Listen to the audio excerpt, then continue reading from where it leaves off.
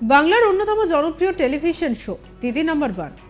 আর সেই দিদি নাম্বার ওয়ানের মঞ্চে এলেন স্বয়ং বাংলার দিদি মমতা বন্দ্যোপাধ্যায়।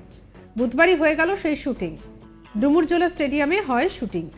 এই প্রথম কোনো মুখ্যমন্ত্রী বাংলার কোনো রিয়েলিটি শোতে হাজির হলেন। দুদিন আগেই এই খবরে একেবারে চতুর্দিকে রীতিমতো শোরগোল পড়ে গিয়েছিল। বেসরকারি টেলিভিশন চ্যানেলের জনপ্রিয় শো দিদি নাম্বার ওয়ানে আসছেন স্বয়ং মুখ্যমন্ত্রী মমতা বন্দ্যোপাধ্যায়। পূর্ব ঘোষণা মতোই বুধবার হয়ে গেল দিদি নাম্বার ওয়ানের স্পেশাল সেই এপিসোডের শুটিং, যাতে উপস্থিত রইলেন বাংলার মুখ্যমন্ত্রী। বাংলার পাশাপাশি ওড়িশা এবং দক্ষিণী ইন্ডাস্ট্রিতে প্রায় 3 দশক ধরে দাপিয়ে কাজ করেছেন অভিনেত্রী রচনা বন্দ্যোপাধ্যায়। বড় পর্দার পাশাপাশি ছোট পর্দাতেও তিনি সমানভাবে জনপ্রিয়। তার গেম শোয়ের সৌজন্যে তিনিও বাংলার দিদি। এবার তার শো দিদি নাম্বার ওয়ানে হাজির হলেন বাংলার আরেক দিদি মমতা বন্দ্যোপাধ্যায়। 21শে ফেব্রুয়ারি রাজ্যের মুখ্যমন্ত্রীকে নিয়ে হয়ে গেল এই নন ফিকশন শোয়ের বিশেষ পর্বের শুট। এদিন বেলা 12টা নাগাদ ফ্লোরে পৌঁছন মমতা। প্রায় 2.5 ঘন্টা রসিকতা আড্ডায় মেজাজে শুট করেছেন মমতা বন্দ্যোপাধ্যায়।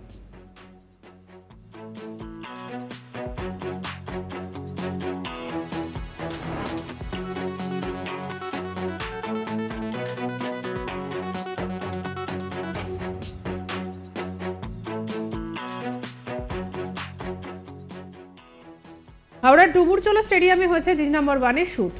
নির্বাচনের আগে মুখ্যমন্ত্রীর নিরাপত্তাতে যাতে কোনো ফাঁক না থাকে তা নিয়ে সকলেই তৎপর ছিলেন। মুখ্যমন্ত্রীর নিরাপত্তার বিষয়টি খতিয়ে দেখতে 18ই ফেব্রুয়ারি মিটিং ডেকেছিল রাজ্যের ডিরেক্টর সিকিউরিটি। আর এই প্রথম কোনো রিয়েলিটি শোতে গিয়েছেন মুখ্যমন্ত্রী, তাই আঁটোসাঁটো নিরাপত্তা বেষ্টনী থাকবে, এটাই তো স্বাভাবিক। সেই কারণেই নিরাপত্তা ব্যবস্থা সংক্রান্ত মিটিং ডাকা হয়। প্রতিযোগী ছিলেন ডোনা গঙ্গোপাধ্যায়, অরুন্ধতী হোম চৌধুরী ও শ্রীরাধা বন্দ্যোপাধ্যায়। আর এই নিয়ে আমাদের কালিক বৈদ্যনাথকে রিপোর্ট পাঠাচ্ছে, দেখব। একটি বেসরকারি বিনোদন চ্যানেলে শুটিং করতে এলেন রাজ্যের মুখ্যমন্ত্রী মমতা বন্দ্যোপাধ্যায় হাওড়ার ডুমুরজলা ইনডোর স্টেডিয়ামে। আমি এই মুহূর্তে দাঁড়িয়ে রয়েছি সেই ইনডোর স্টেডিয়ামের এই গেটে। আর আমার পেছনে যে গেট রয়েছে এই গেট দিয়ে প্রবেশ করেন রাজ্যের মুখ্যমন্ত্রী মমতা বন্দ্যোপাধ্যায়। আর সেই নিয়ে কড়া নিরাপত্তা ব্যবস্থা ছিল হাওড়ার ডুমুরজলা ইনডোর স্টেডিয়ামের ভেতরে ও বাইরে। এইখানে এই সবুজ সাথী ক্রীড়াঙ্গনে তিনি শুটিং করেন। যেটা জানা গেছে দুপুর 12টা নাগাদ তিনি এখানে মুখ্যমন্ত্রী এসে পৌঁছান। প্রায় 2.5 ঘন্টা স্টেডিয়ামের বাইরে ভেতরে কড়া নিরাপত্তায় ছিল পুলিশ মোতায়েন। সূত্রের মারফত যেটা জানা গেছে যে খোশ মেজাজে ছিলেন তিনি রাজ্যের মুখ্যমন্ত্রী মমতা বন্দ্যোপাধ্যায়। মূলত অতিথি হিসাবে এই রিয়েলিটি শোতে অংশ নেন, প্রতিযোগীর হিসাবে অংশ নেন ডোনা গাঙ্গুলি, শ্রীরাধা বন্দ্যোপাধ্যায় ও অরুন্ধতী হোম চৌধুরী। মূলত মহিলাদের উজ্জীবিত করার ছিল এই শোর আর এই পর্বের উদ্দেশ্য। তাই মুখ্যমন্ত্রী মমতা বন্দ্যোপাধ্যায়কে মহিলাদের আইডল হিসাবে তুলে ধরা হয়। মমতা বন্দ্যোপাধ্যায় তার ছেলেবেলার থেকে শুরু করে বর্তমানের এই শিখর পৌঁছানোর অভিজ্ঞতা বর্ণন করেন, তার জীবনের সংগ্রাম তুলে ধরেন। সঞ্চালক হিসাবে ছিলেন রচনা বন্দ্যোপাধ্যায়। তিনি মুখ্যমন্ত্রীর জীবন সম্পর্কে জানতে চান, সবটাই বলেন মুখ্যমন্ত্রী মমতা বন্দ্যোপাধ্যায়।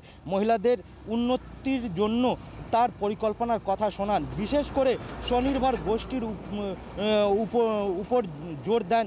বলেন রাজ্য সরকার মহিলাদের এই সব স্বনির্ভর প্রকল্প খুব সহজে ঋণ দিচ্ছে।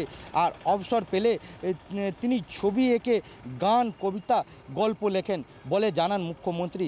পলাশ ফুলের ছবি আঁকেন এই অনুষ্ঠানে এসে সঞ্চালক অনুষ্ঠানে শুরুর আগে বলেন তিনি অভিভূত এই শোতে।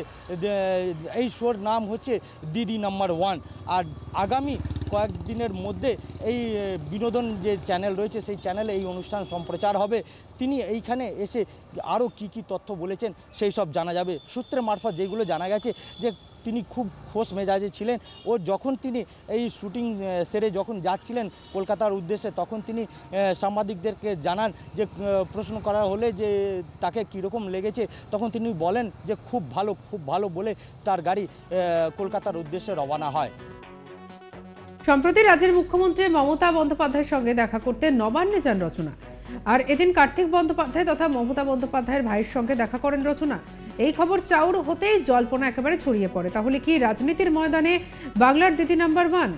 আসন্ন লোকসভা নির্বাচনের জন্য কি তার সাক্ষাৎ এ নিয়ে উঠেছে প্রশ্ন। সঙ্গে রাখুন আজ তাক বাংলাকে, অন্যান্য খবরের জন্য সাবস্ক্রাইব করে নিন।